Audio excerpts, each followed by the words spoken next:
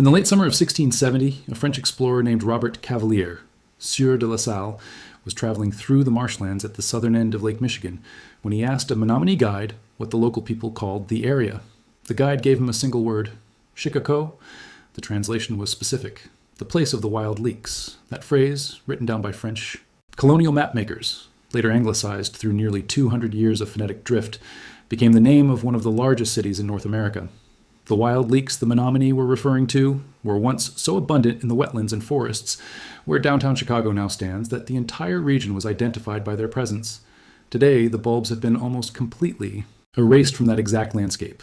The plant still exists across most of eastern North America, in the mountain hollows of West Virginia, Tennessee, North Carolina, in the forests of New England and southern Quebec, and in scattered protected populations from Minnesota to Georgia. Wild populations are now threatened in several states, banned from harvest in 2 national parks, and protected by harvest limits in Quebec since 1995. The plant that named Chicago is now one of the most ecologically vulnerable wild foods in eastern North America. If you are new here, subscribe. To understand ramps, you have to understand the specific way indigenous peoples of eastern North America use the seasonal food landscape. The eastern woodlands have a brutal winter food gap. From roughly November through March, fresh green vegetables disappear from the natural environment. Pre-contact indigenous communities relied on stored crops, dried corn, beans, squash, and meat preserved through smoking, drying, or freezing. By February, preserved foods often dwindled, and the human nutritional profile suffered measurably from the absence of fresh vegetable intake. This is the biological reason ramps mattered so much. Ramps are a spring ephemeral. The plant emerges from its underground bulb within the first few weeks of warm spring weather, typically late March through April, before deciduous tree canopies have leafed out and while the forest floor is still receiving full sunlight. The leaves emerge first, broad, smooth, lance-shaped, about the size of an adult hand, intensely fragrant when crushed. The bulbs underground swell and develop through the spring. By June, once the surrounding trees have fully leafed out and the forest floor has been shaded, the leaves yellow and die back. The bulbs return to dormancy until the following spring. The total above-ground growing season for a ramp plant is approximately 6 to 8 weeks. This narrow window coincides exactly with the period when indigenous communities most desperately needed fresh greens. For the Cherokee, Iroquois, Ojibwe, Chippewa, Menominee, and Mohawk, 6 of the major eastern woodland tribal nations, ramps were a foundational spring food. The leaves were eaten fresh in salads. The bulbs were boiled with meat broths. The entire plant was sometimes dried for preservation and used as a culinary seasoning throughout the year. Medicinal applications were extensive. The Cherokee used ramp tea to treat colds and respiratory complaints. The Iroquois used ramp preparations for intestinal parasites. The Chippewa used the rhizome as a purgative for digestive cleansing. Multiple tribes used the warm juice as a topical treatment for earaches and bee stings. The plant's name in the Menominee language, recorded in the 17th century French exploration notes that gave rise to Chicago, always specifically identified the place as one of the most reliable sources of this seasonal food. European colonists arriving in the eastern woodlands in the 1600s and 1700s adopted ramp use directly from indigenous communities. The English word ramp itself derives from the Old English ramson, a term for a closely related European species called Allium ursinum. When English-speaking colonists encountered the North American native, they recognized the family resemblance and applied the existing English name. The Appalachian botanist Earl L. Core, who taught at West Virginia University for several decades in the mid-20th century, traced the word's specific usage through the southern Appalachian region and documented how ramp replaced wild leek as the standard local term across much of the southeastern mountains. Subscribe if you want more of these stories. By the late 19th century, ramp consumption had become a defining cultural practice of the rural Appalachian region. In Richwood, West Virginia, a newspaper publisher named Jim Comstock declared the town the ramp capital of the world in the 1930s and inaugurated an annual spring ramp festival that has continued to the present day. Across the Appalachian Range, similar festivals developed in dozens of small towns, celebrations that combined food, music, and community gathering around the first major spring greens of the year. These festivals persisted as a quiet rural tradition through most of the 20th century. Then, something changed. In the early 2000s, ramps suddenly appeared on the menus of fine dining restaurants in New York City, Chicago, San Francisco, and Washington, D.C. The shift was specific to a particular wave of farm-to-table cuisine that emphasized local, seasonal foraged ingredients as a counterpoint to industrial agricultural products. Chefs at restaurants, charging $80 to $200 per person, began featuring ramps prominently in their spring menus. The plants commanded $15 to $30 per pound at specialty grocery stores and at the wholesale markets that supplied high-end restaurants. Demand grew rapidly through the 2000s and 2010s. By 2015, American restaurants were sourcing several million pounds of ramps annually, overwhelmingly from wild foraged populations. Wild ramp populations could not sustain this level of harvest. The plant has a specific biological limitation that the commercial supply chain did not account for. Ramps reproduce slowly. A ramp grown from seed takes between 5 and 7 years to reach mature flowering size. Even after reaching maturity, seed production is inconsistent and depends on specific environmental conditions that vary by year and location. A productive ramp patch represents accumulated growth over decades. When commercial harvesters arrive at a ramp patch, the standard harvesting method involves digging the entire plant out of the soil, bulb, leaves, and rhizome together. This is the most efficient method for restaurant supply because the entire plant has culinary value. But it eliminates the ramp's ability to regenerate. Each plant removed from a patch represents at minimum 5 to 7 years of replacement growth, even if seed fall is successful. In commercially harvested patches, the rate of removal typically exceeds the rate of replacement by an order of magnitude or more. A 2002 study by the National Park Service at Great Smoky Mountains National Park documented this dynamic in measurable detail.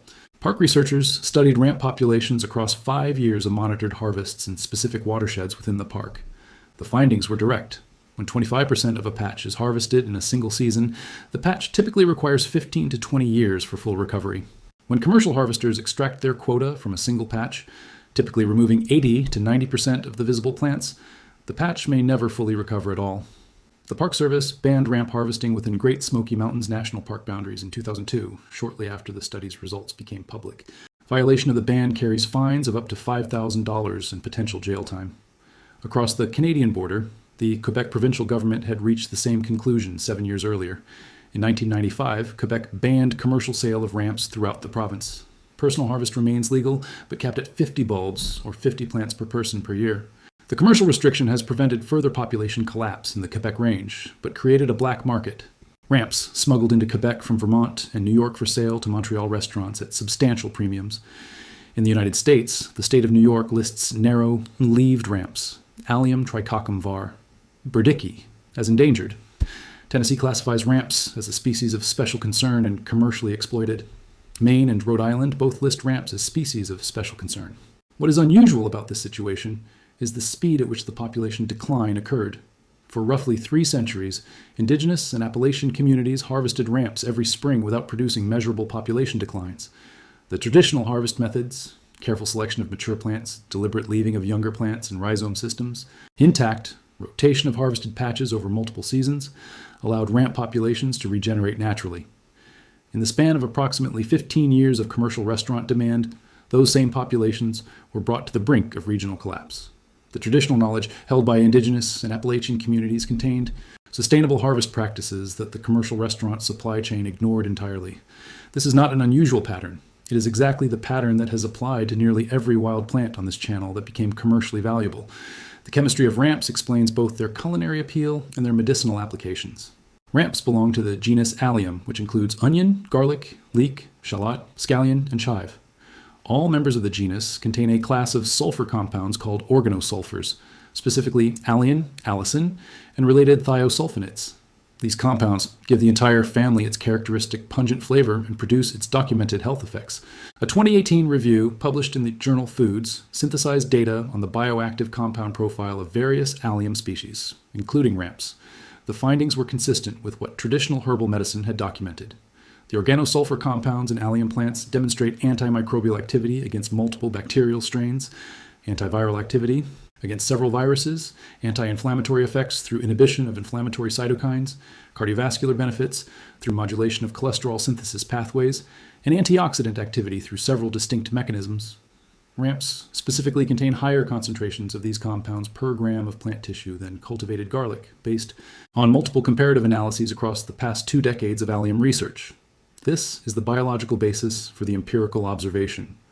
Indigenous communities recorded centuries ago that ramps had stronger medicinal effects per dose than the cultivated onions and leeks that European colonists introduced to North America.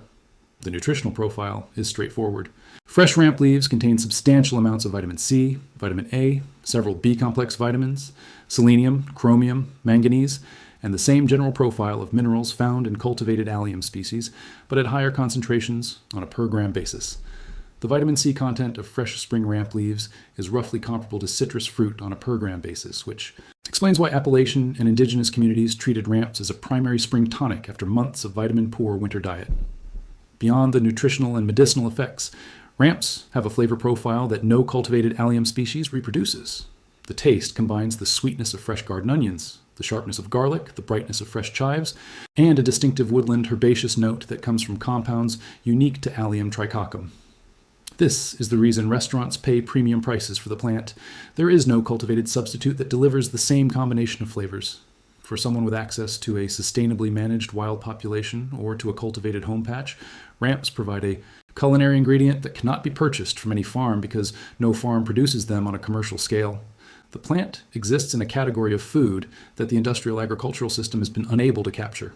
The practical reality of using ramps depends entirely on whether you can access them sustainably.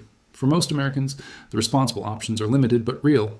First, do not forage wild ramps unless you can identify a population that is large enough to sustain harvest, and you commit to harvesting only what the population can replace. The basic sustainable harvest guideline, based on the Great Smoky Mountains National Park research, is to take no more than 5 to 10% of visible plants from any patch in a single year. Even at that level, the patch will require time to recover. A more conservative approach, endorsed by United Plant Savers and several indigenous food sovereignty organizations, is to harvest only one leaf from each plant, leaving the bulb and remaining leaves intact for continued growth and seed production. Cutting one leaf at the soil line with sharp scissors allows the plant to continue photosynthesizing through its remaining leaf, to develop bulb growth across the spring, and to produce seed in subsequent years. This single change in harvest method, leaf only versus whole plant, transforms ramp harvesting from extraction into something approaching sustainable use. Second, respect all jurisdictional restrictions. Ramp harvesting is banned entirely in Great Smoky Mountains National Park and across most national parks in the eastern United States.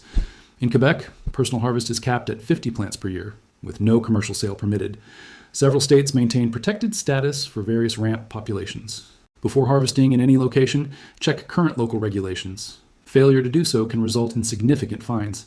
Third, consider growing ramps yourself. Cultivated ramps take patience but are genuinely viable. The plant requires deep, deciduous woodland shade beneath a mature canopy of oak, maple, beech, hickory, or similar hardwoods. Rich, moist, well-drained soil with deep leaf litter accumulation. Acidic to neutral pH, typically 5.5 to 7.0. USDA hardiness zones 3 through 7, which covers most of the eastern United States and southern Canada. The plant can be established from seed or from transplanted bulbs. Seeds require specific stratification, warm, moist conditions followed by cold, moist conditions, and germinate slowly over multiple seasons. Many home growers report 90% of seeds taking 2 full years to germinate. Bulb transplants are faster but more expensive and require careful sourcing to avoid contributing to overharvest of wild populations. Several specialty native plant nurseries, Prairie Moon Nursery, Garden in the Woods, North Creek Nurseries, sell ramp bulbs and seeds from cultivated stock rather than wild harvested material. Pricing typically runs $1.50 to $4 an order per bulb, with seeds available in small packets at $5 to $10 each. Plant bulbs in autumn, 2 to 3 inches deep, 6 to 12 inches apart, in prepared, shaded woodland soil with substantial leaf mulch. Expect modest leaf production in years 1 and 2, fuller leaf development by year 3, and reliable annual harvests of single leaves per plant by year 4 or 5. Full self-sustaining patch establishment typically requires 7 to 10 years of patient management. This is slow compared to most home garden crops. It is also permanent. A properly established ramp patch will produce annual spring harvests for decades, with essentially no ongoing labor input. You plant once, you harvest sustainably each spring for the rest of your life. For identification, ramps emerge in early to mid-spring with 2 to 3 broad, smooth leaves, each 3 to 7 inches long and roughly 1 to 2 inches wide. The leaves taper to a point and meet at a slender reddish-purple lower stem just at the soil surface. The single most reliable identification test is to crush a leaf between your fingers and smell the released oil. Fresh ramps have an unmistakable garlic onion fragrance. If a plant looks similar but produces no allium fragrance, it is not a ramp. 2 important lookalikes are worth knowing about. Lily of the Valley, Convallaria majalis, grows in similar shaded woodland conditions and has somewhat similar broad green leaves. Lily of the Valley is highly toxic. The leaves are thicker and more rubbery than ramp leaves and produce no garlic fragrance when crushed. False hellebore, Veratrum virida, is another shade-loving woodland plant with broad leaves that is also toxic. False hellebore leaves are pleated and ribbed, quite different from the smooth ramp leaf, and produce no allium fragrance. If you are uncertain about an identification, do not harvest. For preparation, ramps work in any application that would use garlic, onion, leek, or shallot. The leaves can be eaten raw in salads, sautéed quickly in butter, blended into pesto, or wilted into omelets and pasta dishes. The bulbs are stronger flavored and are typically cooked rather than used raw. Pickled ramps are a traditional Appalachian preparation that allows out-of-season use. Pickling preserves the plant for 6 to 12 months and produces a tangy condiment that works well with cured meats, sandwiches, and grain bowls. For storage, fresh ramp leaves last only 2 to 3 days under refrigeration. For longer storage, blanch briefly in boiling water, shock in ice water, drain thoroughly, and freeze in flat pack bags. The blanched frozen leaves retain most of the flavor and work well in cooked applications throughout the year. What you have, when you grow your own ramps or harvest sustainably from a wild population, is the plant that named Chicago, that fed eastern North American indigenous communities for thousands of years before European contact, and that survived 2 centuries of Appalachian household tradition before commercial restaurant demand nearly destroyed it in less than 2 decades. The plant has been doing what it does for tens of thousands of years. The question is whether you contribute to its survival or to its continued decline. If you own wooded property in eastern North America, ramp bulbs planted this autumn will produce sustainable harvests for the next several decades once the patch establishes. Subscribe if you want more videos on the specific plants that mainstream American agriculture has been unable to capture because they refuse to grow on industrial terms.